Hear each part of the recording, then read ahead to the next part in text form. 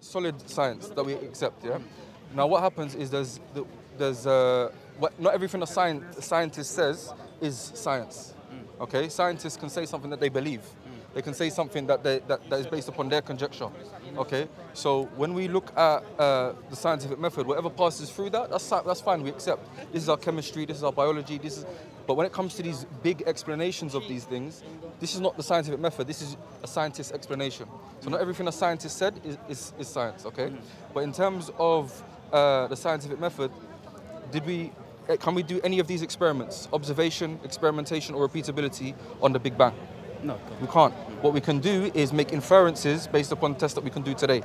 Okay, so we need to understand the distinction between hardcore science that he mentioned at the beginning and conjectural science, theoretical science. This is where we get cosmology, this is where we get these physics and stuff like that. So if you understand this distinction, and you'll be able to see that not everything that is passed off as science is actually hardcore science. So that's what he was getting to when he mentioned that verse, we were not witnesses of creation, meaning the scientific method, we can't, sorry, it doesn't mean this, but from that we get that we can't apply the scientific method to that because we were not there. Do you get the point? So essentially, right, so here's the thing, yeah, sure, some of it's theoretical, right? But let's say like the age of the universe. Do you believe it's older or maybe younger than 13 billion years old? Allah knows best what it is. I don't have they say 13.7 billion years ago, but this is something that is, again, based upon assumptions, based upon experiments that they then make conjectures based upon. So it's not hardcore science that we know is 13.7 billion years ago. Yeah, but we know it's at least 13.8 billion. Do you know that age, 13.7 billion years? Do you know where it comes from? Okay, well what happened was Edwin Hubble, he observed the universe and he saw the redshift in it. So when he put it all into his formulas, he got 1 billion years as the age of the universe. They didn't tell him to go back and say, no, you can't have it as 1 billion, you need to extend it, because if you have it as 1 billion, we don't have enough time for the evolution of the universe, let alone the evolution of human beings. So that just tells you right there that the fact that they told him to go back and do that, that's not hardcore science no more. Also another thing, the parameters they're using to judge the age of the universe in themselves have certain assumptions which need to be proven before you accept them in it. So that age 13.8 billion, you'll see many scientists come and say, no, I don't accept it. Because the tools you're using are rusty tools, they don't work properly in it. And the fact that someone's telling you, go back and change your formulas to put fudge factors in, to make sure that our one theory, which we have to prove anyways, is allowed to work based on another theory which we need to prove, shows that this isn't science anymore. This is philosophy more than it is science. And that's what religion, these other religions, when people say this is religion, you use the observations to fit your philosophical background. This is what is happening there. Yeah, but essentially how they sort of measure the age of the universe is they look at how far a certain object is from where we are right now. Yeah. So basically during the Big Bang, maybe they were particularly close to where we are, but over time they get farther and farther, further and further away, and they look, okay, maybe... Have we seen them? Look, you see the stars now, okay? If we go to ancient, you can look at ancient kind of structures and ancient kind of cosmology from thousands of years ago. You'll see that when they map out the stars, the distance, what they've mapped out from then and what we see now is still the same. But if we're flying through Earth millions and millions of miles per hour and so on and so forth, you're going to see huge changes. But we don't see these changes on that scale.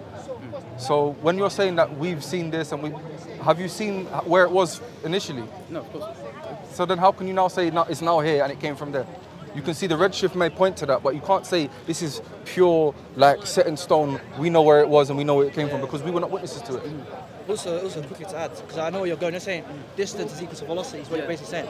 That premise isn't acceptable in science, because there was an Indian scientist who saw there was a star close, or a galaxy or something closer to us and had a greater redshift. So that clearly falsifies the premise that distance equals velocity. So how does that work? Yeah, we're going to come back to that. This galaxy or star has a greater redshift than another galaxy and star, but it's closer to us. Because it should be that the greater the star or the galaxy moves away from us, the longer the distance and velocity. But this one was close to us and had a greater redshift.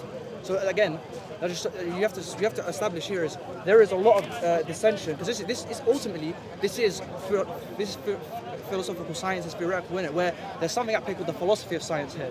And what this is I don't believe in God, I don't believe in a creator, so I'm going to work everything around, not explain how this can come out without God. I'll give you an example. Let's say I look to Mars and I see no life on Mars, and I don't believe there's a creator. So I'm like, you know what? I'm going to infer from that there's no life on Earth. That's not. maybe the observation is right. Okay, yeah, maybe there is no life on Mars, say for example. But that doesn't mean that explanation you've given here is correct, innit? I'll give you a nice example, explain it. Let's say, how can you make the number 4? 1 plus 3, 2 plus 2, or 4 times 1. If I have 4 chickens crossing the road, which one? Well, 4 plus 0. Let's say 4 plus 0 because it's mixing with people. If I have 4 chickens, what's crossing from point A to point B? What formula suits it best? With 4 plus 0, right? That's the same. It's the same thing here. You may come to an observation, but your explanation of it isn't correct, innit? But not the observation is wrong, but your explanation is wrong, innit? And your explanation comes from what is your philosophy of science, innit? Are you someone who you believe in a creator, so therefore you know, okay, this is inherent in human beings, anyways, and you're gonna say, okay, so because I believe in a creator, I'm gonna explain this observation by and the fact that God put these mechanisms in the creation, and it's how it works. Or you're gonna say someone like, oh, you're an atheist, so you're gonna say, well, I don't believe in a creator, so I need to explain it through fictitious forces and fudge factors and hypothetical assumptions. That's what's going on here, isn't it? The thing is, what you have to start with is which premise makes sense. Is it that we as humans, we recognize inherently that there is a creator, because I can't create this shoe didn't come out from nowhere, let alone me with a cell. One human cell is more complicated than my shoe, in it. Even at the base level, they say it's like a city. So if it's not possible for my shoe, then it's not possible for me, or even greater than me, the heavens and the earth, innit?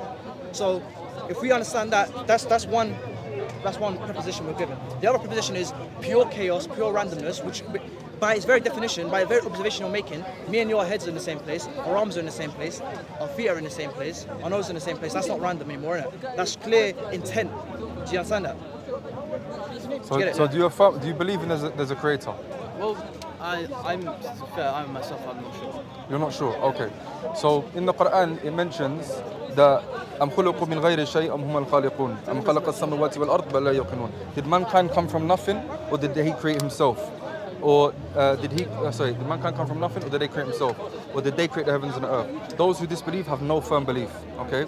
From the examples that he's given about the shoe, that shoe, would you affirm a creator for it or not? Of course. Why? Of course. Mathematically, there's a possibility. If we're talking mathematics and all of these kind of theoretical things that people invoke when it comes to the cosmology, we can invoke it for the shoe. But your common sense and your pure intuition would say, no, that has to have a creator. Okay, now we are more complex than that. So, and the heavens and the earth, the alternation of the heavens and the earth, you know it's Sunday today.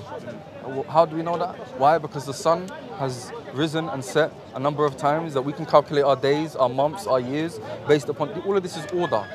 Okay, and this is an assumption for science. This is from the philosophy of science, an assumption. That there's an assumption that yes, we live in a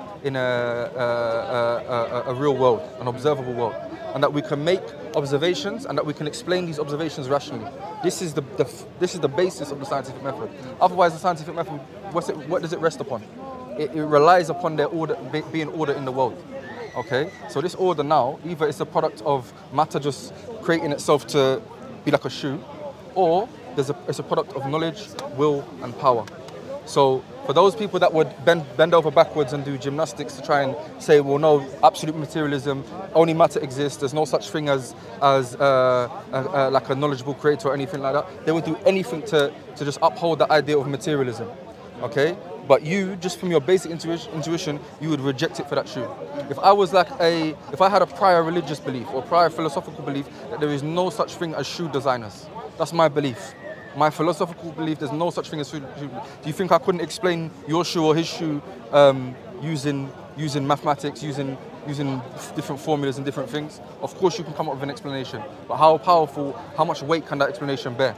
So of course people are going to say, and unfortunately most of these the top academics, they do have these beliefs, they do have these assumptions, but yet you're not told that the person who comes up with these beliefs has or these theories has a prior conviction to materialism.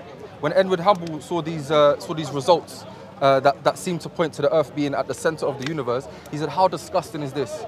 How horrible!" He was horrified by it. Lawrence Krauss, and Lawrence Krauss even. But even Edward Hubble, when he sees this, you'll see there's quotes by him that he mentions that this thing is shocking, it's horrifying to see this. Why is it horrifying? That's an emotion. Your emotion shouldn't come into the actual hardcore science. So now this is why he went away put in the fudge factors, restructured his model and restructured his explanations to now fit, to allow this. So what's happened is many people, Muslim or non-Muslim, they've basically come at the question of God's existence, or is religion true, or and stuff like that. They've come at it from a purely materialist worldview. They themselves may not be materialists, okay? But they've adopted this baggage and they've looked at this subject based upon that worldview. That's why when the brother Shamsi mentioned the order of the creation of the universe in the Quran, you said it's wrong. You never said that it opposes materialist view, or you said it's wrong. Why? Because it's a sleight of hand trick. What they've told you as theoretical physics and theoretical cosmology, you've taken that as fact, hardcore science, when it's not. Hardcore science is the chemistry that we get our paracetamols or whatever. That's the hardcore science. But when it comes to explaining what happened 13.7 billion years ago and stuff, this is not the hardcore science. This is not science. Okay? This is explanation. This is somebody's explanation. Now their explanation is guided by their prior assumptions. And if you don't understand their prior assumptions, you won't understand their conclusions. So that's what I'm saying. Fadl Akhi, go on. Is that clear, yeah? Yes, it's clear, but like, speaking of theoretical science, evolution, right? Do you take it as somewhat fact, or you just completely dismiss it? Okay, again, there's a prior assumption within all of these subjects to to do away with a rational, a knowledgeable, powerful, willful creator. If there's an assumption that there's no creator, then obviously no matter what field it's going to be in, if they're producing these theories, then of course their beliefs are going to be in it. Whether it's evolution and biology, whether it's cosmology, all of these things. So we have to first identify: is there a creator or not? Okay, and this is again the order that we look and use the scientific method for. That order that is evident in the world, that the scientific method relies upon. How can we now then this order doesn't come around from random matter acting upon itself. We established that with the shoe. So there must be a knowledgeable agent. Do we agree with that first of all? Yeah, I get what you mean. Okay. That singularity couldn't come out of nothing, therefore... Not even singularity, but we're talking about the order in the universe. Yeah. Is there order or not? Is there order in the universe or not? We could not have this conversation without order. So it's a given. It's so known. And in fact, it's one of the philosophical assumptions of the scientific method that there must be order and that we can rationally explain it. These observations that we see can be rationally explained. So this is a given now. Yeah. Okay. Now what happens is they use the scientific method further and then make observations, and then they'll do explanations. So there's three things. There's what is known as the necessities, the daruriyat, which are underpinning the whole thing, underpin everything. These are a given. Okay. Then there's the hardcore science that relies upon that, and then there's the observations from that hardcore science that can be explained many different ways. Okay. So we're using the observations to do away with that which underpins our foundations. It's similar to you sitting on the edge of that branch of that tree with a saw in your hand, sawing the same branch that holds you up. And when you get through it and your saw works, you fall. Because you can't have a conclusion as a fact that contradicts the initial premise, the initial assumption, the initial foundations. That there's order, and that this order it can't come about from matter acting upon itself to appear designed. It's clearly designed. This is a given. So when you look at a menu and you see the actual writing on a menu, you can explain that using chemistry, using biology, and talk about the ink, but you can't talk about the meaning. You can't talk about the purpose. You can see purpose inside you. Your eyes have a purpose. Blind matter doesn't understand purpose. Okay? We have alternation of the night and the day. We can structure our whole lives around that. So much so that to come here today, because it's Sunday, you didn't come yesterday. Okay? Why? Because we can structure and structure our lives around this order. It's a given. This is why we say that this shoe that has its laces, has a tongue, has cushion on the heel, all of these things, that shows to me a knowledgeable, willful agent with ability and power to make these things. So you're more complex. That camera itself is trying to reproduce our eye. So how can that be a product of knowledge, but yet we're not a product of knowledge? Now I can invoke mathematics and say this and all these kind of formulas and stuff to explain it away, but the reality is the basic intuition would necessitate that that's a product of knowledge. Likewise, I'm a product of knowledge. And we can use maths. We can use the maths, for example. If I was to take, let me give you an example. Let me just try and remember the examples. You probably remember them as well. So if we say take now, yeah, the equation 4 minus 2 and 2 minus 4, 2 equations in maths. Okay. Now if we start off in Speaker's Corner today and we go 4 miles south, yeah, and then 2 miles. You remember this? No. Okay. 2 miles back. Where are we now relative from our start point? We're still we're still 2 miles south of where we started. Okay. Now, if we was to take 2 miles south and 4 miles north from our start point, where are we? We're 2 miles north of our start point. Okay. So this formula, 4 minus 2, 2 minus 4, it works. Okay. Now you have 4 apples. I take 2 of them. How many apples do you have left? 2. Okay. Now you have 2 apples. I take 4 of them. How many apples do you have left? -2. No. No, none. You can't. I can't take 4 apples. Yeah. Okay. So you can see how it works in maths, but in reality, it works. It doesn't work. But it may work in another equation, in another example in real life. But we now can't apply that and bring it into talk about all of these things. So the maths is what we know in Arabic and from the Islamic tradition as known as sihr al-bayan. This is basically a form. It's like trickery. It's card tricks. It's literally like a card trick. It's sihr al-bayan, like an eloquent speech that's used to beautify something that's not there. The scientists said that as well. It's called Harvard Ding, who said, I as a scientist can use maths to tell you the truth, so I can also use science and maths to tell you a lie. And this is it. So if we understand this, and then we start with our foundations, we're not rocked by our foundations later. We're not rocked later on in these things. But any theories? Yeah. Why? Because the foundations. And that's like all these discussions. They take it back to the origin. The origin. Do you have a creator? Before we start talking about what is the meaning of this verse, what is the meaning of that verse, firstly, did this verse come from Allah? Did this come from our creator? If we can establish that came from our creator, then we move forward based upon that. We don't put it into doubt and we uphold something else that is speculative as this is the criteria. No, we don't do that. We start with our foundations. We stand on our own squares, they say. So I hope that answers. So the Darwin evolution, like even the what's his name? Have you watched the commentary called the Expelled Ones? The Expelled Ones was the commentary done by one. What's his name? The Jewish guy. I forgot his name. He's known. He's a presenter known in America. When he went to American universities, big universities, British universities, he spoke to scientists who did works to prove that evolution is wrong, or to prove there is a creator.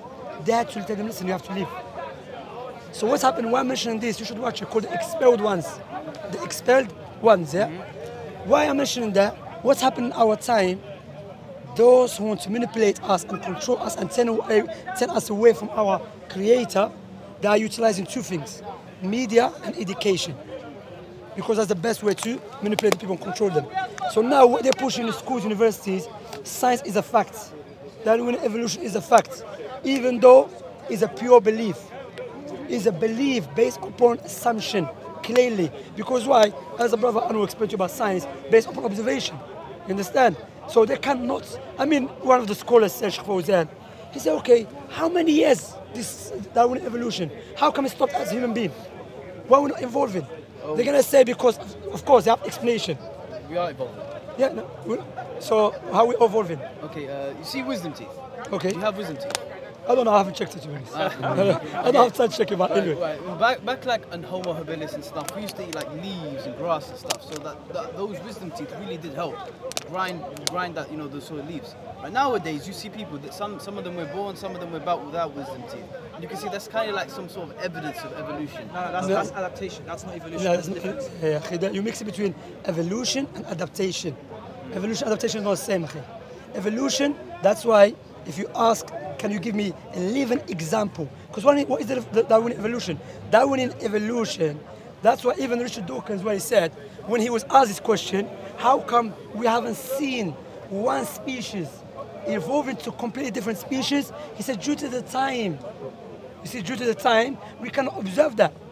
So are you telling me there's any species it's time for it to move or to evolve to completely different species? That's what I'm saying, okay, just pure assumption, pure khurafa. The biggest khurafa, you know khurafa? The biggest hallucination is Darwinian evolution. I'm telling you. There's a scientist, he actually admitted, his own admission, he said, we as scientists know that the theory of evolution is not satisfactory in explaining observations. But the reason, and this is proving the point we were making earlier about the philosophy of science, but the reason we accept the theory of evolution is to keep the divine footstep out of the door. So he's clearly telling you what his agenda is. He said agenda is, I don't want there to be a creator in the discussion of the observation. So therefore, we have to rely upon the theory of evolution. But if you do some research, I'm not talking about like going into a school textbook, because they're going to hide from stuff in a minute. And this is not even a conspiracy. It's actually true. They do suppress evidence. It's not a suppression of scientific evidence. But if you do actual in-depth research, there's a book called Darwin's Black Box, and that is a fundamental flaw in the theory of evolution. Because basically, the way things adapt here is, let's say take the human eye. The human eye has certain things in it which, if it's not there, it will never exist in it. But because when Darwin came up with the theory, they didn't understand things like cells and how they were. So they found the human cell works like a motor. Now, I don't know if you know anything about electrical sciences, but there's no way a generator or a motor is going to come by pure chance. Way too complex, isn't it?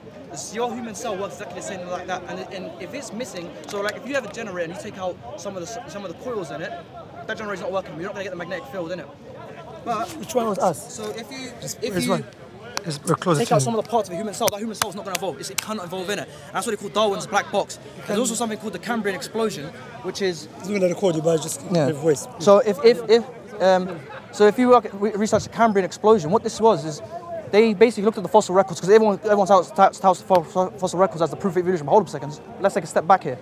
We know in the fossil records, there's not enough time and not enough fossils for there to be all the species we see today. So what did they had to make an ad hoc assumption, which in science, that's not how it works. You don't make ad hoc assumptions in science, you prove, and then you go from there. You establish evidence, then move in it. You make an assumption, then move. So they made an ad hoc assumption and say, okay, what we're going to say is, there was a sudden explosion, sudden inflation, if you want, of species, and there wasn't enough time for them to settle into the fossil records. That's not science, that's belief. And going back to the definition of science, if it's not repeatable and it's not falsifiable, that's religion now. You're starting at, not you, I'm saying, but an evolutionist doesn't realize he's starting the same person as, for example, a Christian. Because a Christian is starting at a place of, okay, well, we believe in God, and God's not falsifiable. You can't say God is falsifiable. God is the truth in it. So what's the evolutionist doing? He's based on assuming that evolution is correct. But you have to prove evolution is correct. But us as believers, we don't have to prove Allah why, because it's inherent in human beings. We as humans, we know by pure instinct, I don't have to tell you, I can live on an island and you grow up believing there is a creator. That's the first evidence. Secondly, the pure common sense tells you, for example, if I pull out a gun and shoot you, you're not going to look at the gun, you're going to look at me. Do you know what I'm saying? So why are you, for example, why you're looking at the creation, it's like taking a brick.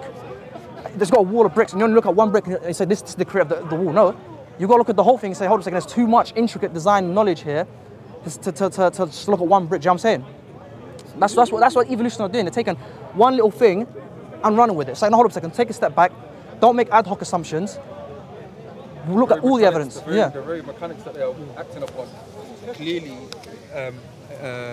it relies upon belief in a creator to actually work. Look, just another example that you mentioned about these people that are at the highest levels of academia that yet have a religious, like an anti-religious assumption. This guy known as was it Peter Atkins? Yeah. He said even if the stars were to align and say, Peter, believe in me, he said, I'd just rather say I'm mad.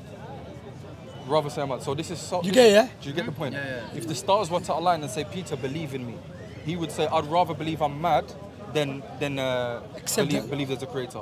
And this is what we mentioned in the Quran. If Allah was to send down a stairway from heaven, they would steal this belief. And there's the media who are pushing to us as the best the scientists. He's one of the highest people in Oxford. Okay, one of the high. What's his field? Is he chemistry or physics? Chemistry field. And he's at Oxford, sitting in one of the highest chairs in Oxford. So these are the levels. These are the kind of people that we're relying on for our belief to judge the Quran. Can't. No way. We stand on our own square. So this is basically in conclusion. And you know what is the beauty of Islam as well? About why Islam is the truth, why there's a creator. There's something called universal proofs, universal evidences. You know what is universal proofs? Universal knowledge. What's your name again? Mohub. You know what is universal knowledge, Mohub? Universal knowledge. Regardless who you are, Christian or a Jew or a Muslim, you're born with it. For example, naturally you know that for something to come into existence, must have what? Creator. That's naturally is known. Okay? The proof for that was the effect and the cause. Okay? Or we call it, for example, the creation, the creator. If there's a child and you hit at the back of his neck, the child starts looking who hit him. Why? Because he knows for effects must have what? Someone that caused it. How he knew that? Someone said no, you learn it from the environment. That is incorrect because the baby is too young, is 2 years old to learn from the environment. It's something which is naturally within him, inherently. The other one that we know, that two contradiction thing, it's impossible for something to be perfect or imperfect at the same time. Or something to exist and not exist at the same time. Or something to exist one place, same time exists another place. Okay, same thing. The proof for that is inherently we have it. When a child, a baby, like 7 months, 8 months, start looking for her doll or for his doll, if he finds the doll, he will not start looking for the same doll somewhere else. Why? Because he knows inherently this doll cannot be here and there, same place.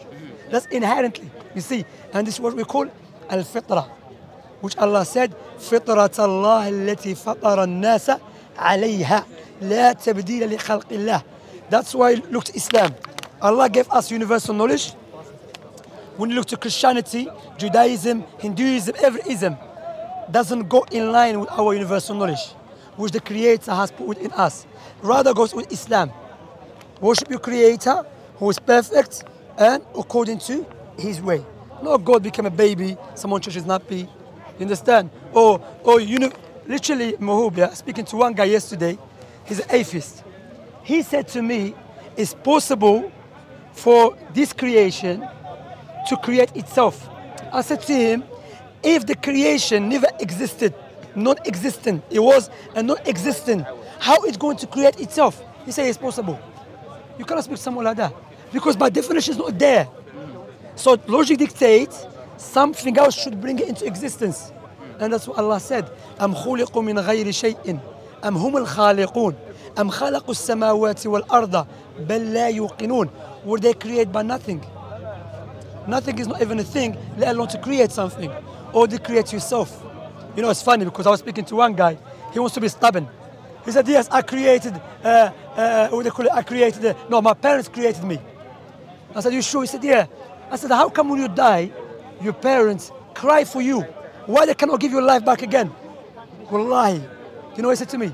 No, do you know what? I'm not, there's no death anyway. He had to negate what is known by necessity.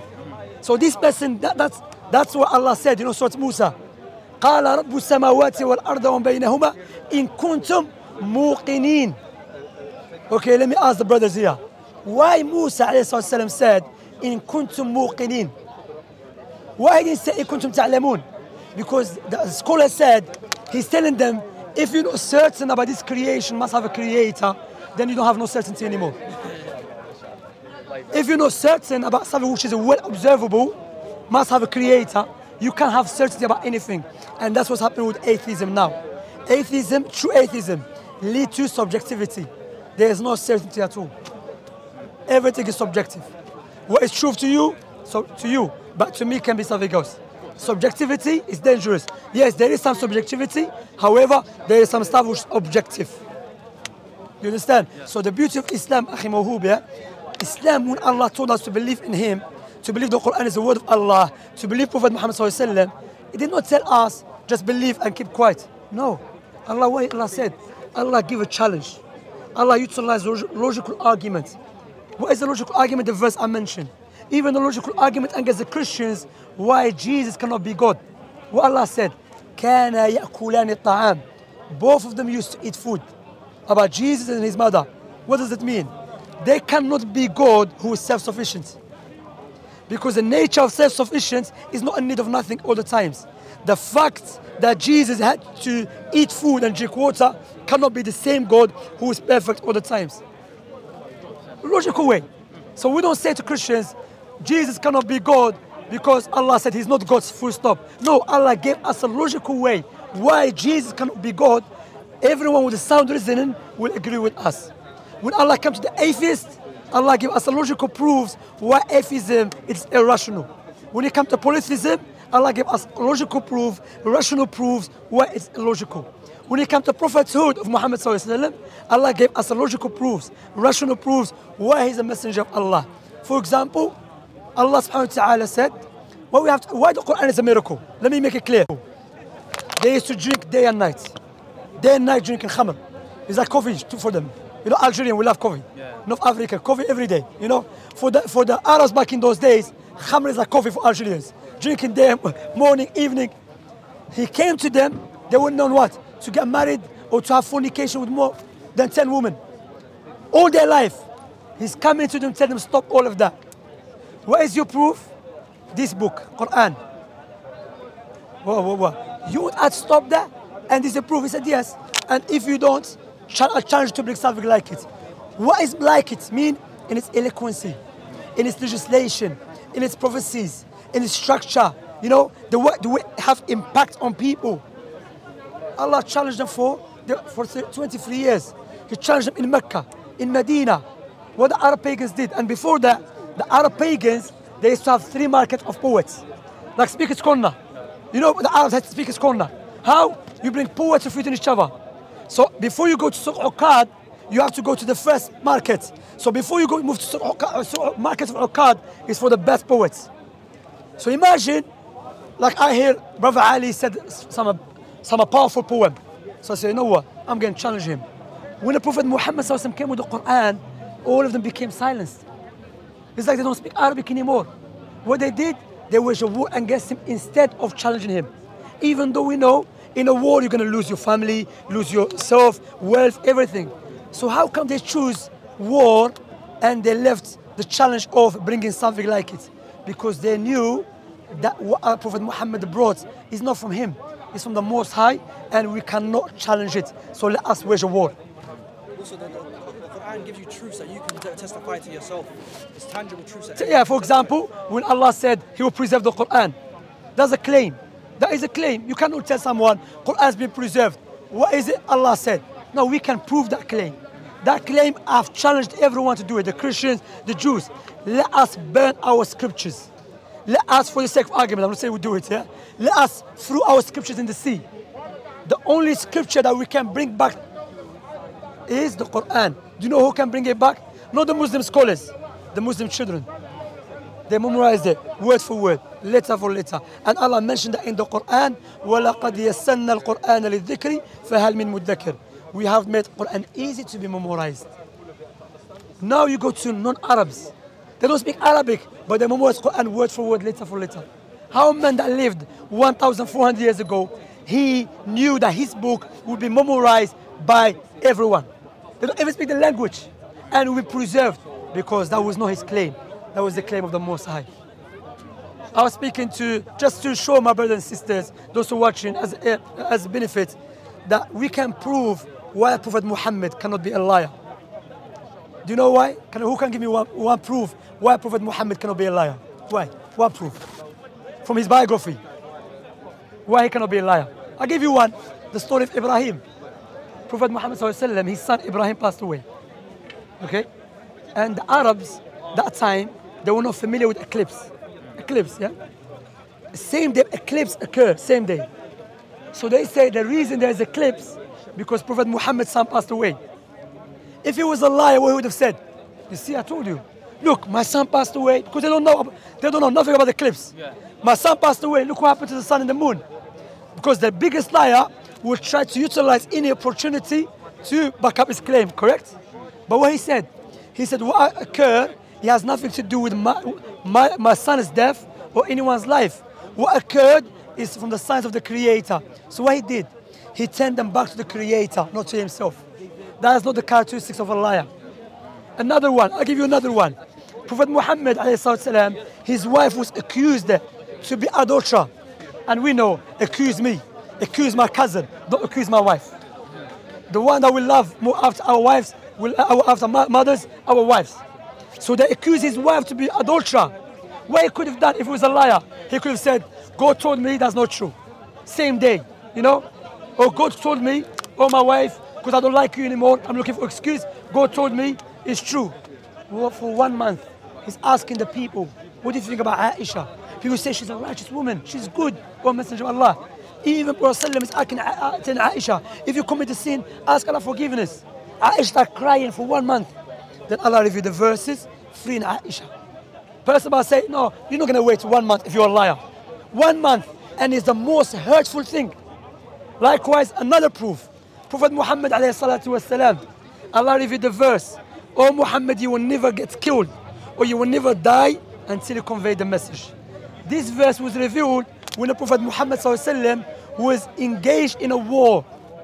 Not when he was in his palace hiding, and the verse said, "I'm not going to die." No, he was in the places when there's most likely he will get killed. However, they tried to poison him. They did. They put magic on him. They did. But they never killed him until he conveyed the message. He said the message is clear. Now if he dies or gets killed, khalas. Because why? The prophecy has been fulfilled. That you will not die or get killed until you convey the message. And that's why there is no statement in any religion that Allah said, today I have perfected your religion for you. Except Islam. No Christianity, no Judaism. Makes sense? Yeah. SubhanAllah. That's why, you know, what we have to do, especially all of us in our time, we are shabab of Instagram, Snapchat, Facebook, Twitter. We are most of our life on social media. We now have to learn about Islam. You can't keep saying, back home in Algeria, back in the days, you can say, I'm a Muslim, that's it. Everyone was a Muslim. But now we live in a city or in a country when the people are going to challenge our belief. So we have to know why Islam is the truth. And alhamdulillah, Islam established itself. Is that clear, مفهوم؟ موهوب؟ الحمد لله. مين من الجزائر أنت؟ من الجزائر وهران. من وهران. أنا من وهران. أيوه. مين من وهران؟ من وهران.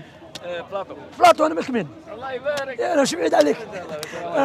راك جاري. جاري. بلاطو وعندي صاحبي أنا مبتي لك. أنا فوت الأرمي. هذا مبتي لك. أنا فوت الأرمي في الكبيد. سيتو سبور. في الإزاموندي. نعم. حدانا مش بعيدة. حوايج تعرف حوايج. حوايج جدوكا. وين كانوا في الجهة ايش؟ كان في الكمين؟ دوزيام ريجون. دوزيام ريجون واه. على غوش هو حدا الكازيرنا بواحد واحد جيت طولو. ياه ما شاء الله. راك جاري ما شاء الله. الله يبارك فيك. شوف ما شاء الله جانا. ايوا ما شاء الله الحمد لله. هنايا بالك يوافقني بالك ما يوافقنيش. احنا ممنوع نعيشوا في هذه البلاد الا في 3 صوالح ولا 4 صوالح. الدعوة. التمريض المرض ولا الدواء ولا العلم قبل العلم اذروايز ما عندناش حق نعيشوا فيها. لا بس صح كاين الان العلماء قالوا الا هي الاحسن اوف كورس معروف الاحسن ايش لكن اذا انت عايش just can we speak English? Yeah, in English. He was talking is it allowed for us to live in this country and he was mentioning the reason we only allow if we are given da'wah or for medication reason or for seeking type of knowledge we cannot seek in our country back home. I said no, the scholar said if you live in a non-Muslim country and you are allowed to implement Islam, then you are allowed to live. It's not haram for you. However, it's better off to make hijrah, no doubt. But it's not haram. But you know, if you're given, that's why I always advise my brothers and sisters, utilize this opportunity. That of course, okay, you were born here, your father was born here, but utilize this opportunity, live in this country to give da'wah. Like in Algeria, all of them are Muslims. You understand? But here, there's a lot of non-Muslims. You can imagine, Prophet Muhammad said, إن يهدي الله بك رجلا واحد خير لك من حمر النعم. If one person became a Muslim through you, it's better than the world and what is in it. Imagine that. But that has to be done based upon knowledge. You have to learn what Islam is truth. You cannot say to someone, Islam is the truth because one day I was sleeping in my room and Prophet Muhammad appeared to me. No. This maybe happened, alhamdulillah, in your dream, yes, but maybe it's not Prophet Muhammad.